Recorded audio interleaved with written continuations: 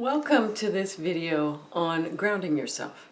Grounding yourself and focusing yourself are the first skill in my 5 empathic mindfulness practices.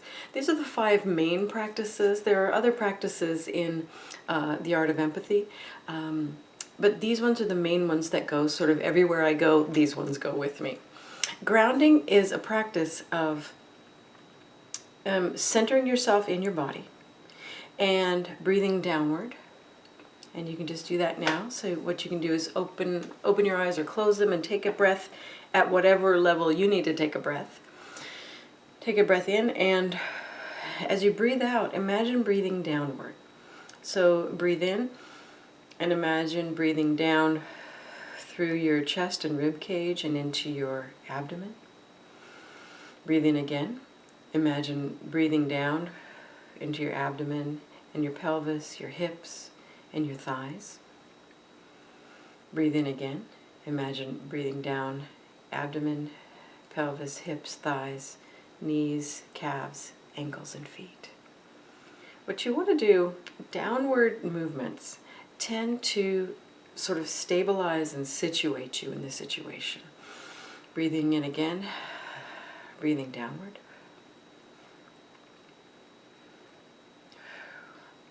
Now what I'd like to do is, as you keep this sense of being sort of, if you're sitting on a chair, feeling your bottom and the backs of your legs really, really stable and solid in the chair. If your feet are on the ground, feeling your feet touching the ground, your toes, the front part of your feet, the balls of your feet, there we go.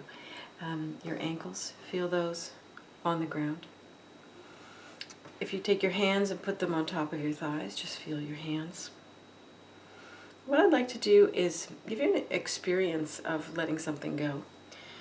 I'd like you to breathe wrong.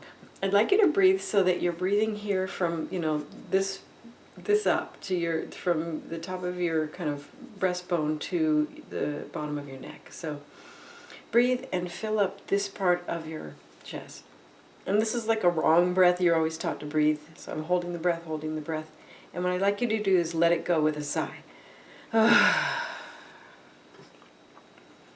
All right, try that wrong breath again and hold it just for a little bit and let it go with a sigh.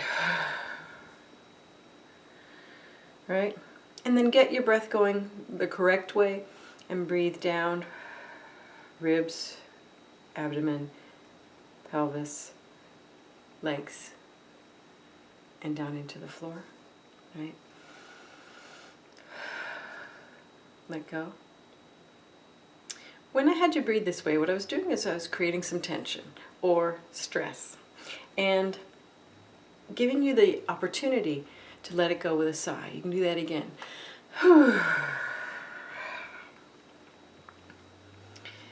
What I'm doing in this exercise is I'm engaging the emotion that helps you relax. And that emotion is sadness.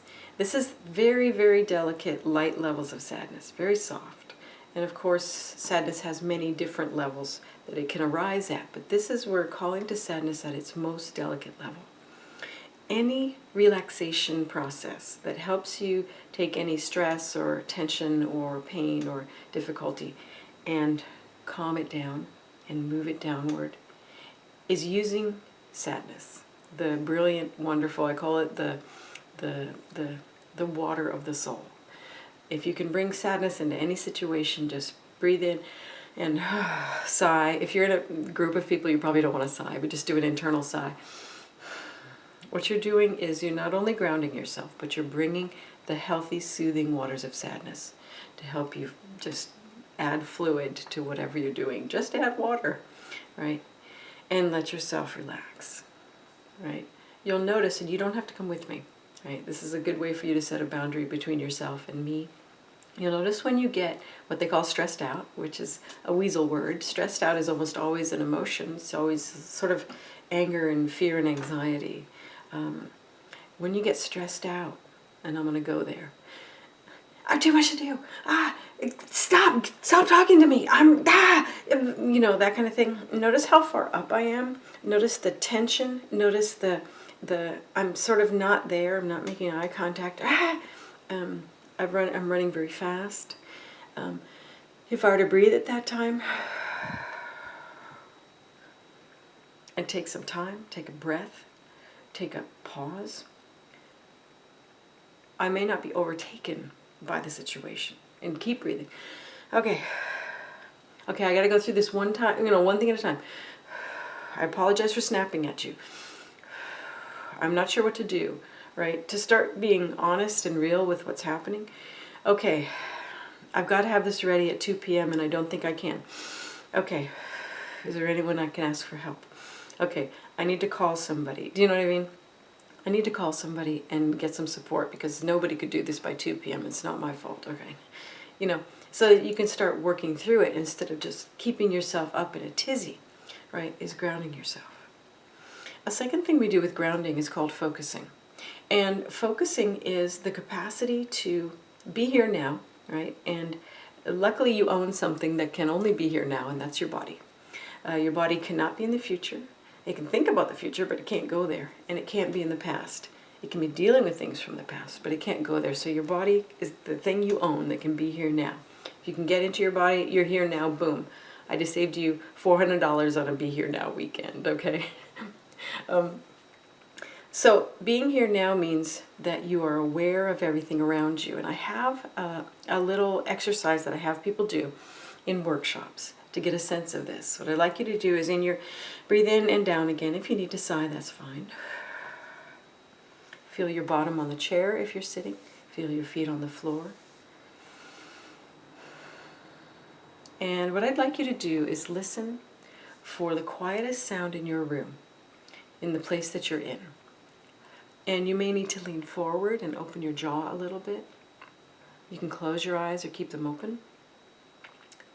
And I want you to listen for the quietest sound, and I'll keep talking. I am not the quietest sound, right? What is the quietest sound in the room? Where is it? You can orient, right? You can turn your head so that your ears can get a better sense of it. Right? What is this? What is the quietest sound? I'm not the quietest sound. What is the quietest sound? And when you find it, for each of us it'll be different, right? For me it was a rustling of one of my pant legs while I was talking. Finding that quiet sound means that you are orienting to your surroundings. You are orienting in a kind of a gentle way, because I didn't say, find the quietest sound, but just find the quietest sound. Notice I was using a lot of down tone. Down tone can help ground you, and it can help ground other people. So if you're in a situation where people are kind of, you can just start to speak in down tone. And down tone means, instead of up tone, what do you mean? What's going on? I don't know, right? Speak in down tone. It's a grounding way. It's a way to ground yourself. It's a way to ground sort of the area around you. So I was speaking in down tone.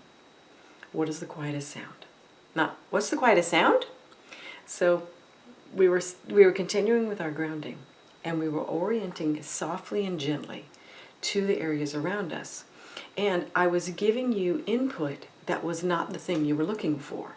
So I was asking you to orient even more strongly, though gently, to what is the quietest sound. Carla, stop it. Stop talking. No, I'm going to keep talking, right?